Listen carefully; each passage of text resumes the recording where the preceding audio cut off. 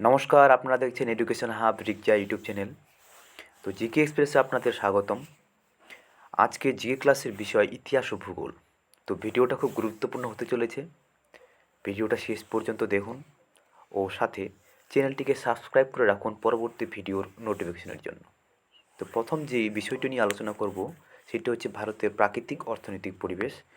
প্রত্যেকটা কোশ্চিন থাকছে MCQ wise এবং কোশ্চিনের সাথে থাকে 4টা অপশন। তো প্রথম যে কোশ্চিনটি আছে সেটি বলছে ইন্ডিয়া শব্দটি কোন শব্দ থেকে নেওয়া হয়েছে। প্রথম অপশন গ্রিক, দ্বিতীয় অপশন ইংলিশ, তৃতীয় অপশন লাতিন এবং চতুর্থ অপশন ফরাসি। তো সঠিক যে উত্তরটা হবে সেটা হচ্ছে গ্রিক শব্দ। গ্রিক শব্দ থেকে নেওয়া হয়েছে ইন্ডিয়া শব্দটি। দ্বিতীয় যে কোশ্চিনটি রয়েছে সেটি বলছে ক্ষেত্র মানে ভারত পৃথিবীর কততম দেশ। এখানে অপশন দিতে ভুলে গেছে মিস্টেকলি, বাই মিস্টেক। তো প্রথম যে অপশান হবে সেটা হচ্ছে পঞ্চম, দ্বিতীয় যে অপশান হবে সেটি হচ্ছে সপ্তম, তৃতীয় যে অপশান হবে সেটি নবম ও চতুর্থ অপশান বলছে দ্বিতীয়। তো ক্ষেত্র মানে ভারত পৃথিবীর মধ্যে সপ্তম মধ্যে স্থান করেছে। অ্যান্সার 2, সপ্তম স্থান অধিকার করেছে। অ্যান্সার 2। জনসংখ্যার দিক থেকে ভারতের স্থান কত। তো জনসংখ্যার দিক থেকে ভারতের স্থান তৃতীয় জনবহুল দেশ, সেটা হচ্ছে অ্যান্সার 2। পরের যে কোশ্চিন বলছে ভারতের বৃহত্তম প্রতিবেশী দেশের নাম কি। তো ভারতের বৃহত্তম প্রতিবেশী দেশের নাম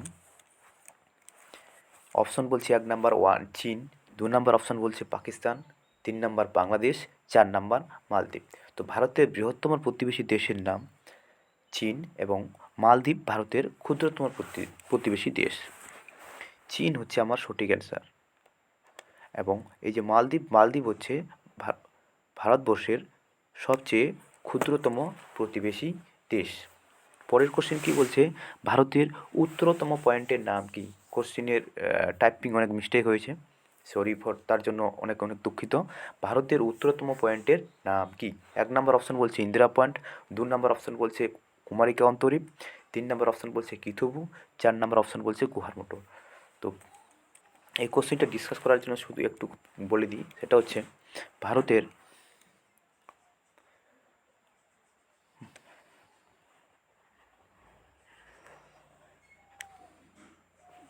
এটা যদি ভারতের ম্যাপ হয়, ভারতের ম্যাপটা জাস্ট ভালোভাবে আঁকতে পারলাম না, তাও জাস্ট বলার জন্য বলে দিচ্ছি।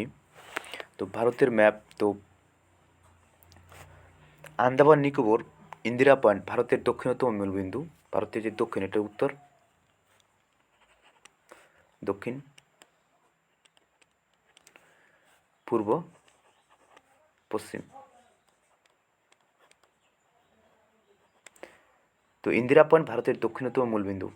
Indira point, Indira point. এবং গুজরাটের গুহার মোটর ভারতের পশ্চিমতম।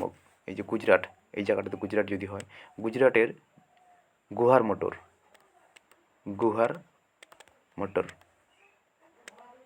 ভারতের পশ্চিমতম পয়েন্ট। এবং অরুণাচলের কিথুবু ভারতের পূর্বতম স্থান। অরুণাচলের পূর্ব দিকে অরুণাচলের কিথুবু, কোথাকার অরুণাচলের কিথুবু ভারতের পূর্বতম স্থান। এবং উত্তরতম যে পয়েন্ট সেটা হচ্ছে জম্মু কাশ্মীর ইন্দিরাকল ভারতের উত্তরতম পয়েন্ট। জম্মু কাশ্মীরের ইন্দিরাকল।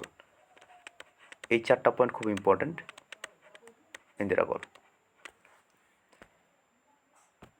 অপশান কি বলছে ভারতের উত্তরতম পয়েন্টের নাম কি। তো ভারতের উত্তরতম পয়েন্টের নাম হচ্ছে জম্মু কাশ্মীর ইন্দিরাকল, ভারতের উত্তরতম পয়েন্ট। পরের কোশ্চেন কি বলছে ভারত ও পাকিস্তানের মধ্যে স্থল সীমানার নাম কি। ভারত ও পাকিস্তানের মধ্যে স্থল সীমানার নাম কি। 1 নম্বর অপশন বলছে ডুরান্ট, 2 নম্বর ম্যাকমোহন লাইন, 3 নম্বর রেড ক্লিক লাইন, 4 নম্বর অপশন বলছে এলওসি। তো এই অপশানে আসার আগে, এই কোশ্চেনে আসার আগে কিছু জিনিস বা টপিক নিয়ে আলোচনা করে দিই। দেখো, রাষ্ট্র, দেশ ও স্থল সীমানার নাম। দেশ, স্থল সীমানার নাম।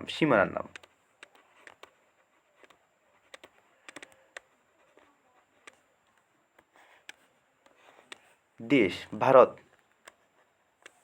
আফগানিস্তান। ভারত ও আফগানিস্তানের মধ্যে যে স্থল সীমানার নাম সেটার নাম Durand line. Durand line. Bharat ও আফগানিস্তানের মধ্যে স্থল সীমানার নাম ডুরান্ট লাইন। ভারত ও চীন, ভারত ও চীনের মধ্যে স্থল সীমানার যে নাম ম্যাকমোহন লাইন।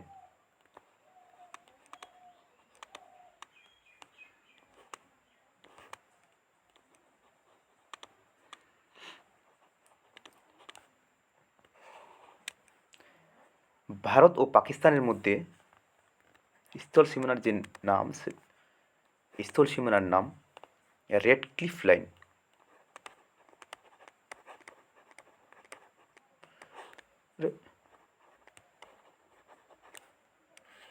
ঠিক আছে, ভারত ও পাকিস্তান এর অ্যাকচুয়ালি কি ভারত ও কাশ্মীর, ভারতের কাশ্মীর ও পাক অধিকৃত কাশ্মীর, তাই না? ভারত আর পাকিস্তানের মধ্যে পাক অধিকৃত যে কাশ্মীর, এই জায়গাটার মধ্যে যে স্থল সীমানা, সেই জায়গাটার নাম হচ্ছে LOC। LOC, যার full form line of control. ভারতের কাশ্মীর ও চীন অধিকৃত কাশ্মীর, ভারতের কাশ্মীর ও চীন অধিকৃত কাশ্মীর এর মধ্যে যে বর্ডার স্থল সীমানা আছে তার নাম LAC। LAC, line of actual control. Line of actual control. Line of actual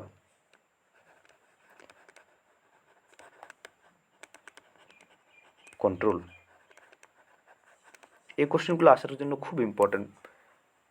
তো আমাদের কোশ্চেনে কী ছিল, ভারত ও পাকিস্তানের মধ্যে স্থল সীমানার নাম কি? তো ভারত ও পাকিস্তানের মধ্যে স্থল সীমানার নাম Radcliffe line. Radcliffe line, option number 3। Bharat ও কাশ্মীর, ভারতের কাশ্মীর ও চীন অধিকৃত কাশ্মীরের মধ্যে স্থল সীমানার নাম কি? তো ভারতের কাশ্মীর ও চীন অধিকৃত কাশ্মীরের মধ্যে স্থল সীমানার নাম, প্রথম অপশন বলছে ডুরান্ট, এটা হচ্ছে ভারত ও আফগানিস্তানের মধ্যে। Life of actual control, life of actual কন্ট্রোলের মধ্যে বলছে ভারত ও কাশ্মীরের, ভারতের কাশ্মীর ও পাক অধিকৃত কাশ্মীরের মধ্যে যে স্থল সীমানা আছে সেই স্থল সীমানার নাম হচ্ছে life of actual control. Answer 2। বর্তমানে, এটা ভুল প্রিন্ট হয়েছে, বর্তমানে ভারতে মোট কয়টি অঙ্গরাজ্য রয়েছে? তো বর্তমানে ভারতে মোট অঙ্গরাজ্য রয়েছে 28টি। প্রতিবেশী দেশগুলির মধ্যে কোনটির সাথে বেশি সীমারেখা রয়েছে? প্রতিবেশী দেশগুলির মধ্যে ভারতের সবচেয়ে বেশি যে দেশটির সাথে সীমারেখা রয়েছে সেটি হচ্ছে অপশন বাংলাদেশ।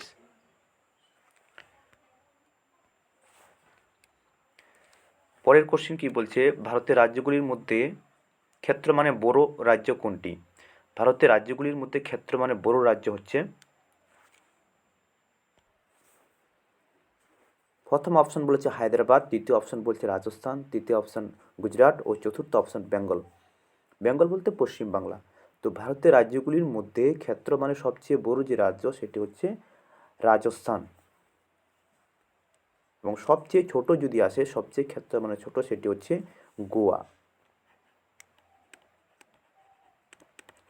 আচ্ছা, এখানে নোটের মধ্যে বলে দেওয়া আছে গুজরাটের কচ্ছ দেশের বৃহত্তম জেলা এবং ক্ষুদ্রতম জেলা কেরলের মাহে।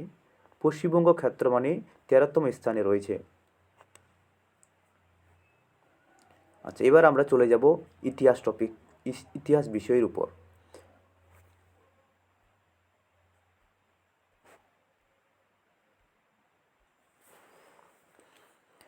তো ইতিহাস টপিকের প্রথম যে কোশ্চেনটি আছে সেটি বলেছে বঙ্গভঙ্গ বিরোধী ও স্বদেশী আন্দোলন কবে হয়? তো বঙ্গভঙ্গ বিরোধী ও স্বদেশী আন্দোলন প্রথম যে অপশান বলেছে 1905, 1920, 1906 ও 1942। তো 1905 খ্রিস্টাব্দে বঙ্গভঙ্গ বিরোধী ও স্বদেশী বয়কট আন্দোলন শুরু হয় এবং 1920 খ্রিস্টাব্দে অহিংস অসহযোগ আন্দোলন শুরু হয়। 1930 খ্রিস্টাব্দে আইন অমান্য আন্দোলন শুরু হয় এবং 1942 খ্রিস্টাব্দে ভারত ছাড়ো আন্দোলন শুরু হয়। তো আমার এখানে বঙ্গভঙ্গ বিরোধী ও স্বদেশী আন্দোলন শুরু হয়েছিল 1905 খ্রিস্টাব্দে। প্রথম অ্যান্সার কারেক্ট। বঙ্গভঙ্গ বিরোধী ও স্বদেশী আন্দোলনের সময় ব্রিটিশ শাসক কে ছিলেন? প্রথম অপশন বলেছে লর্ড কার্জন, দ্বিতীয় অপশন লর্ড মাউন্টব্যাটেন, তৃতীয় অপশন বলেছে লর্ড বেন্টিং, চতুর্থ অপশন বলেছে লর্ড ড্রিঙ্ক ওয়াটার ব্রিটন। তো এখানে প্রথম যে অপশানটা আছে সেটি হবে সঠিক অ্যান্সার, লর্ড কার্জন। ফেলে দাও রেশমি চুড়ি গানটি কার লেখা? কার লেখা? তো কবি মুকুন্দ দাসের লেখা এই গানটি বঙ্গভঙ্গ বিরোধী আন্দোলনের সময় খুব জনপ্রিয় হয়ে উঠেছিল। তো এই গানটি লিখেছিলেন কবি মুকুন্দ দাস। পরের কোশ্চেন কি বলছে, চিত্তরঞ্জন দাসের স্ত্রীর নাম কি ছিল? তো চিত্তরঞ্জন দাসের স্ত্রীর নাম ছিল বাসন্তী দেবী। বাসন্তী দেবী ও তার বাসন্তী দেবী ছিল তার স্ত্রীর নাম এবং তার বোনের নাম ছিল উর্মিলা দেবী। পরের কোশ্চেন কি বলছে, গান্ধীজির স্ত্রীর নাম কি ছিল? গান্ধীজির স্ত্রীর নাম ছিল কস্তুরবা গান্ধী। কস্তুরবা গান্ধী। তারপরের কোশ্চেন বলছে, ভারতের বুলবুল নামে কে পরিচিত? তো ভারতের বুলবুল নামে পরিচিত সরোজিনী নাইডু। সরোজিনী নাইডু। Thank you. দেখা হচ্ছে পরের ভিডিওতে। ভালো থেকো।